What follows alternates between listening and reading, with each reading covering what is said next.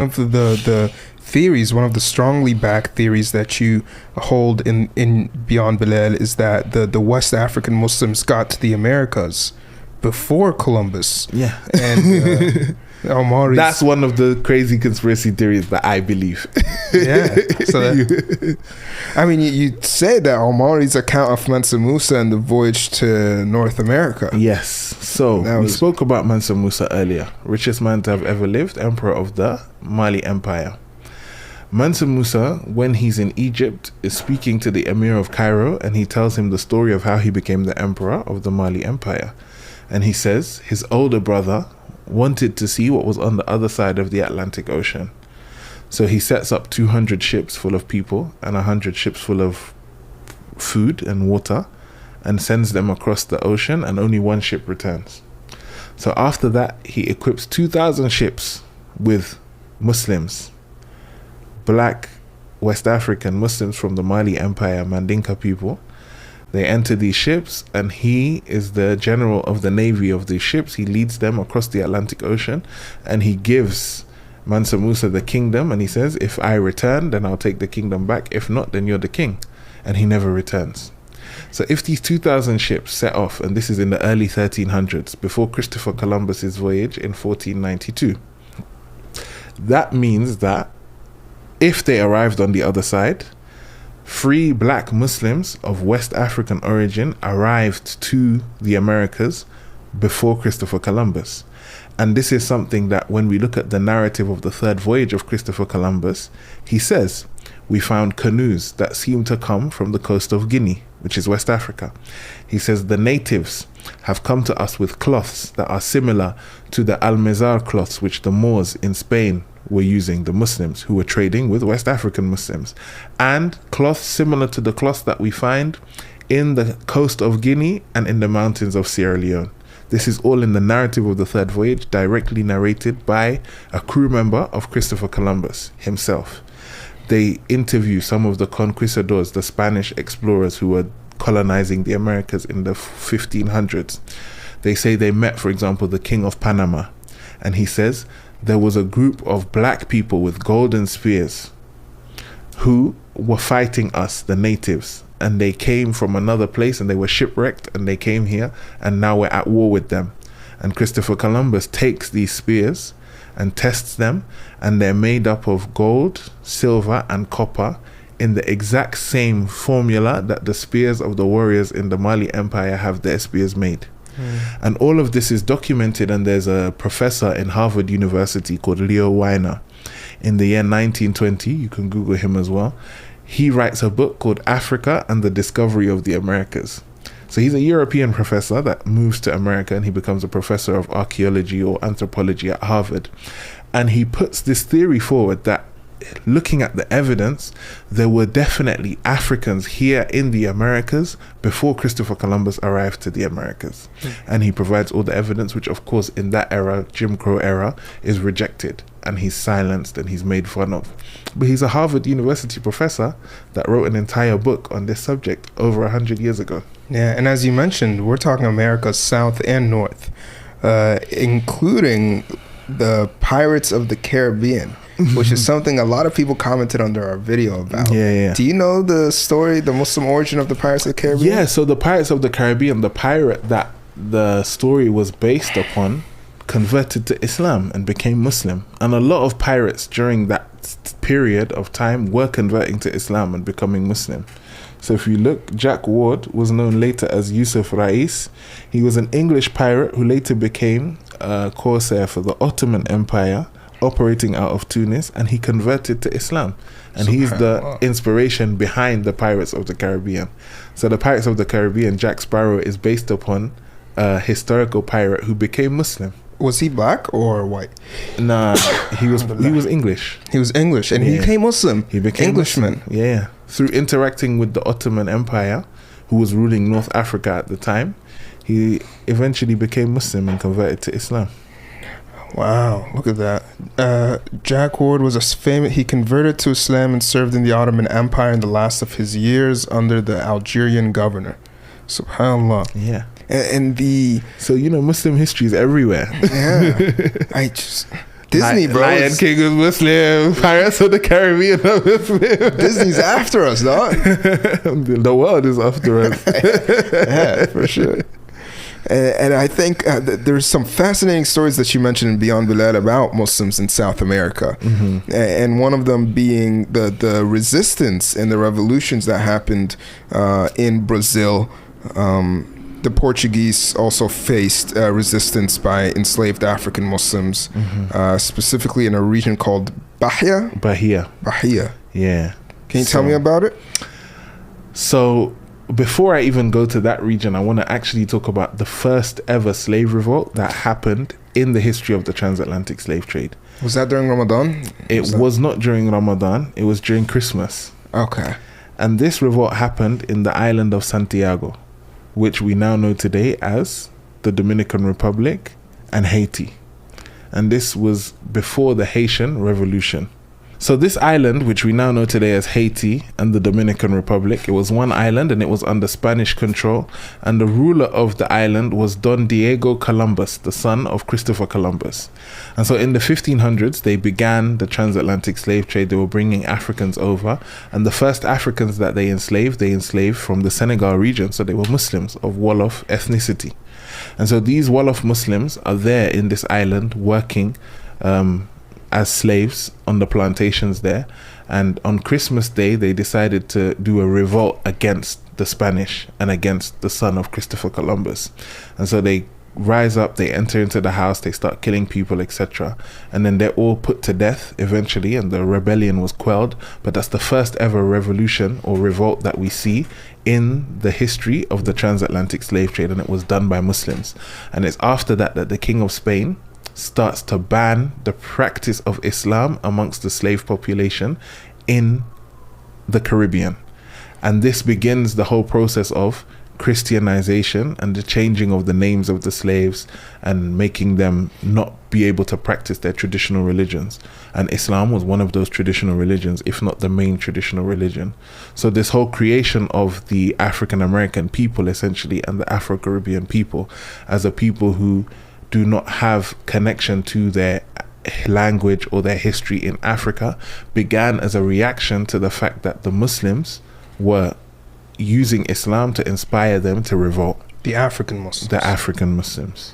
And so we see the same thing happen again in Portugal, or in the Portuguese colony in Brazil. Brazilian slave trade were taking Muslims from Nigeria and from all over West Africa, but specifically from Nigeria, and amongst them were Yoruba Muslims and Nupe Muslims, and even a small minority of Hausa Muslims as well, who were sold into slavery. And all of these Muslims from all of these different places, coupled with the Muslims that came from Senegal, coupled with the Muslims that came from Mali and came in through Guinea and all of these areas, were all living on these plantations in Brazil.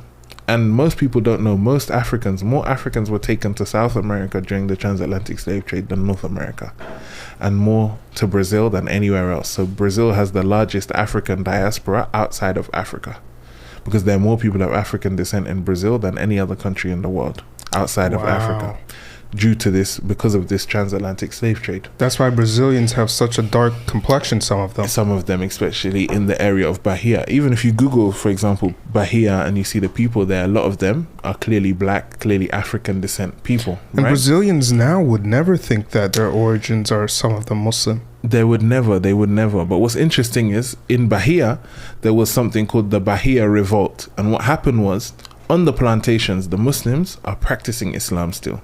So they have Quranic schools, they have madrasas, they have mosques, they're fasting in the month of Ramadan, they're praying Taraweeh.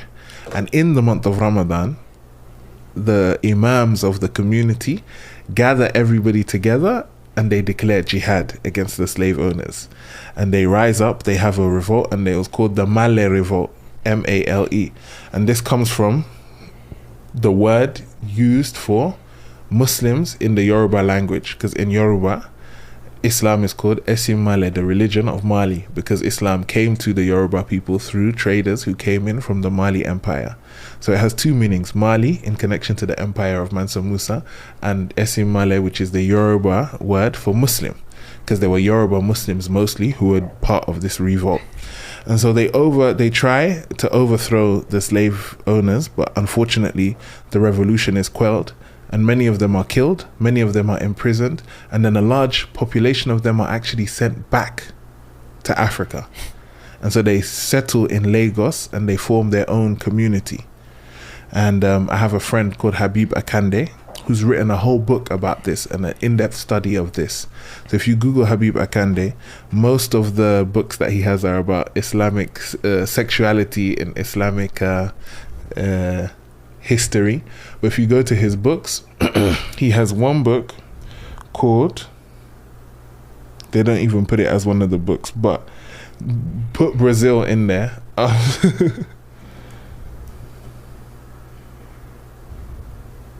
And then Habib Akande, just go to normal Google, not Google Books.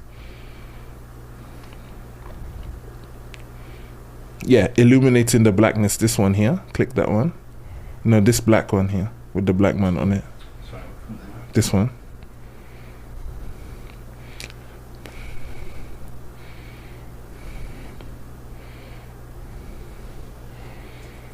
Yeah. So I do have a friend called Habib Akande who's written an in-depth study of this, and he's written this book, Illuminating the Blackness, Blacks and African Muslims in Brazil. And this book details the entire history of this movement and the revolutions that happened. And it's after that that the King of Portugal starts to now crack down on the practice of Islam in the colonies. And so he bans Islam, he bans the slaves from being able to practice Islam, etc. The people who practice traditional African religions were able to hide their religion within Catholicism.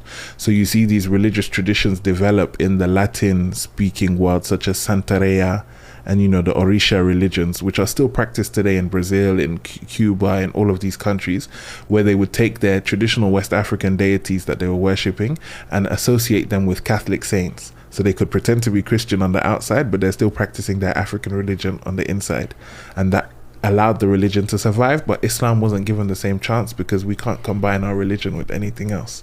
And so eventually Islam starts to die out in those regions.